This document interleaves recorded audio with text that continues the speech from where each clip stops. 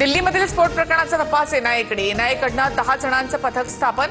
मराठमोळे अधिकारी विजय साखरेंच्या नेतृत्वामध्ये तपास होणार. मुंब्र्यानंतर कुर्ल्यातही एटीएसची कारवाई. मुंब्र्यातून ताब्यात घेतलेल्या इब्राहिम आबादीचं कुर्ला कनेक्शन समोर.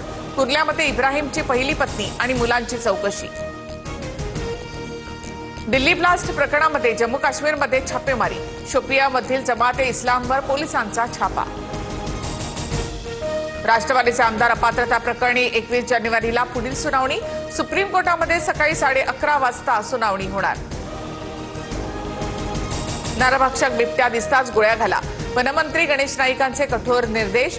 आंदोलन करणाऱ्या ग्रामस्थांवर कारवाई करणार नाही.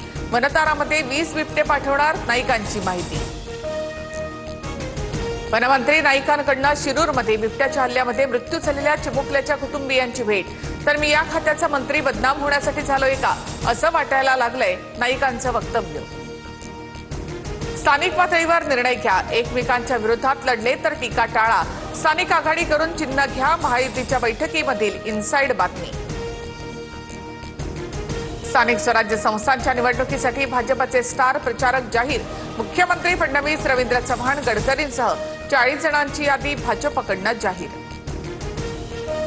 नागपूर जिल्ह्यामध्ये अखेर महायुती म्हणून एकत्र निवडणुकीला सामोरं जाण्याचा बैठकीमध्ये निर्णय. मात्र अनेक तालुक्यांमधील कार्यकर्त्यांची स्वतंत्र लढण्याची मागणी.